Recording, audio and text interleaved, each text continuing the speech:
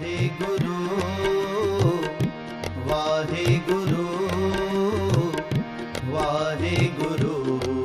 धन वाहिगुरु। गुर नमः जुगात गुर नमः सतगुर नमः श्री गुरुदेव नमः। भयनाशन दुर्मत हरन कल में हर को नाम। निस दिन जो नानक भजे सफल होए ते काम। गुरु साहिब फरमाइंदा हिन कली काल जे टाइम में, हिन कल जुग जे समय में परमात्मा जो सिमरण करण सभिनी खां उत्तम है। परमात्मा के सिमरण करण सां भय नाश थिए थो ऐं खोटी बुद्धि उहा बि नाश थिए थी। अगलनि जुगनि में तपस्याऊं, जप, हवन, पूजायूं ॾाढा फल ॾींदियूं, पर न कलयुग जे समय में कलयुग खे वरदान मिलियल आहे कि जेको कलयुग में सुमरण कंदो हुनजा सभु दुख नाश थींदा, पर श्रद्धा ऐं प्रेम सां। जेको बि कमु श्रद्धा ऐं प्रेम सां कबो आहे त ई फलीभूत थींदो आहे। तॾहिं साहिब फरमाईंदा त हिन कलयुग जे समय में नाम सिमरण भय खे नाश करे थो, डप खे नाश करे थो, खोटी बुद्धीअ खे नाश करे थो। निस दिन जो नानक भजे सफल होए ते का। गुरु साहिब फरमाईंदा जेके रात ॾींहं नाम जो सिमरन कनि था उनजा सभु कम सुठा थियनि था। रात ॾींहं उन परमात्मा सिमरन, जागंदे बि सुमरण, सुम्हंदे बि सुमरण। अहिड़ीअ तरह सां जेको सुमरण करे थो उनजा सभु कम सुठा थियनि था, उनजो भय नाश थिए थो, उनजी खोटी बुद्धि बि ख़तमु थिए थी। जीवा को गुण गोबिंद भजो करन सुनो हर नाम। कहूं नानक सुन रे मना परै न जम के धाम। गुरु महाराज मन खे उपदेश ॾींदे चवनि था जीवा गुण गोबिंद भजो करन सुनो हर नाम।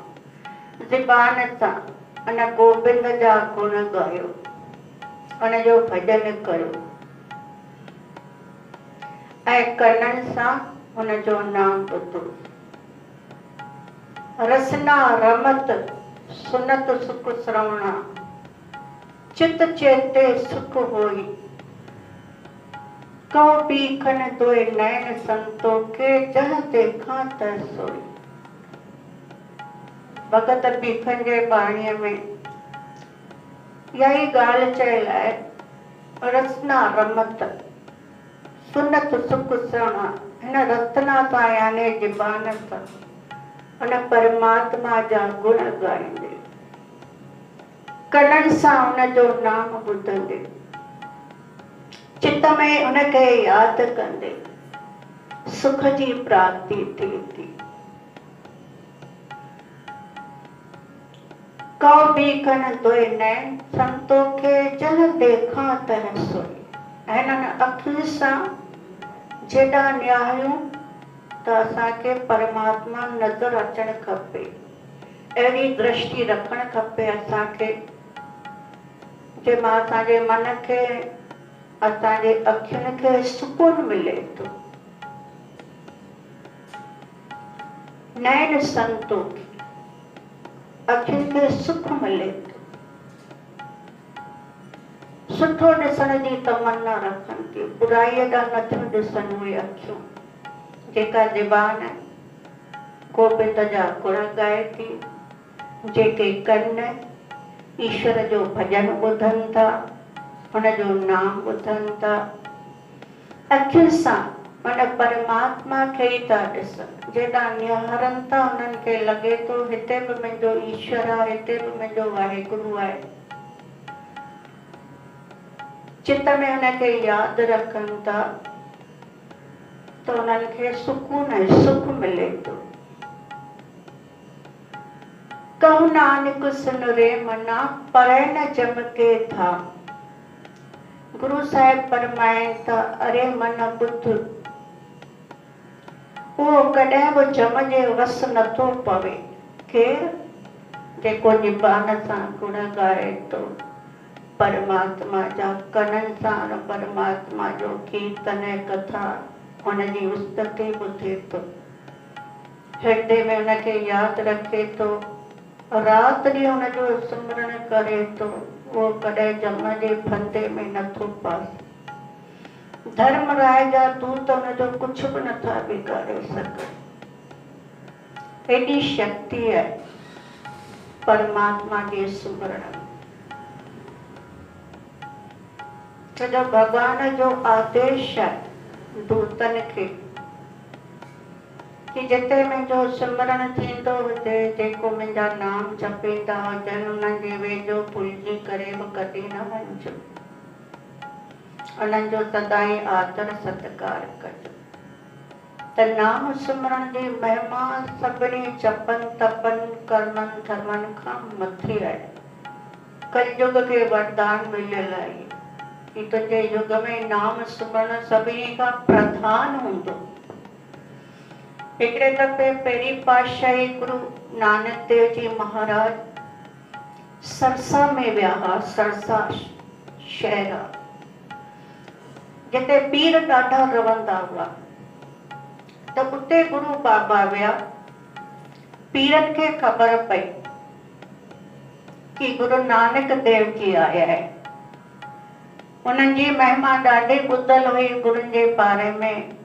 हाणे उन्हनि खे ईअं मन में आयो कि गुरुनि सां असां कुझु सुवाल जवाब कयूं, ॾिसूं त छा था जवाब ॾियनि।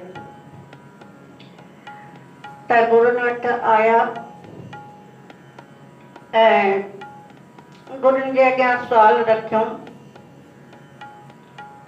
कि तप करणु सुठो आहे या न? तप करणु सुठो आहे या न? गुरु महाराजनि चयो कि जंहिंजो मन विकारी आहे, जेको शरीर जे बल ते मन जा विकार माणे थो, शरीर शक्तिवान है, शरीर में बल है, हुनजे जोर ते विकार माणे थो, अहिड़े माण्हूअ खे तप करे पंहिंजो शरीर निर्बल करे ऐं मन खे शुद्ध करणो आहे। जॾहिं शरीर निर्बल थी वेंदो त मन शुद्ध थींदो, छो जो मन शरीर जे बल ते विकार करे रहियो। तप करण सां जॾहिं शरीर दुर्बल थी वियो, निर्बल थी वियो, त मन पोइ शुद्ध थी वञे थो, पोइ हुनजे अंदरां सभु विकार निकिरी वञनि था। ऐं जे अगरि जंहिंजो मन बि शुद्ध आहे, तन बि शुद्ध आहे, त उनखे नाम सिमरन करणु खपे। उन जहिड़ो महातप कोन्हे। नाम सिमरन वॾी तपस्या आहे। अगरि जंहिंजो मन बि शुद्ध आहे, तन बि शुद्ध आहे, त पोइ नाम सिमरन में रहे, उहो ई हुन लाइ वॾो तप आहे। तॾहिं पीर चवण लॻा, गुरु जी असांखे ॾिसणो आहे कि तव्हां केतिरो तप करे सघो था। 40 ॾींहं असां ॿोहिरे में वियूं था अलॻि अलॻि, 5 पीर हुआ ऐं गुरु बाबा। भई 40 ॾींहं ॿोहिरे में वियूं था तप करण पोइ उनजो छा थो फल निकिरे 40 ॾींहं ख़बर पवंदी। गुरु महाराज जन चयो ठीकु आहे। सभु ॻोहिड़े जे अंदरि विया हली त जेके पीर हुआ उहे तप पिया कनि, जौ पिया खाइनि, पाणी पिया पीअनि, ईअं करे हू पंहिंजो ॾींहुं पिया गुज़ारो कनि। पर गुरु महाराज निरहार रही करे ऐं नाम सिमरन करण लॻा। 40 ई ॾींहं गुरु बाबा नाम सिमरन करे कढिया। पाणीअ जी हिकु बूंद न वरिताऊं, अन्न जो हिकु दाणो न वरिताऊं। निरहार पवन आहारी निरहार थी करे पवन आहारी ऐं सिमरन कंदा रहिया। जॾहिं 40 ॾींहं पूरा थिया सभु ॿोहिरे मां निकिता त जेके पीर हुआ उन्हनि जो चहिरो कुमाइजी वियो हो ऐं शरीर उन्हनि जो निर्बल थी वियो हो। चहिरो उनजो कुमाइजी मुरझाइजी वियो हो। ऐं जॾहिं गुरु बाबा निकिता त उन्हनि जी पेशानियूं, उन्हनि जो मुख चिमके पियो। उन्हनि जो शरीर जीअं जो तीअं पहिरीं वांगुरु बलवान, सशक्त ऐं तेजस्वी ॾिसी करे पीर वाइड़ा थी विया। गुरु महाराजनि जे चरणनि ते किरी पिया, चवण लॻा सचे पातशाह असां तव्हांजे हुक्म मूजिब हलंदासीं।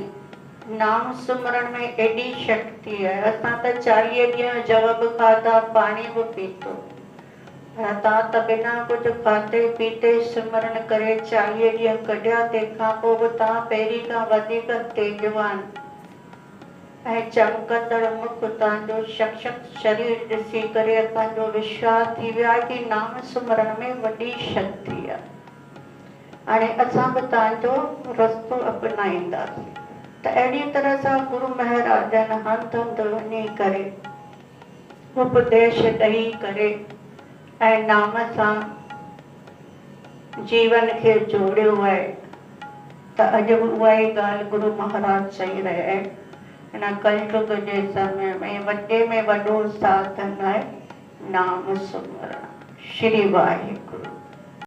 वाहिगुरु वाहिगुरु।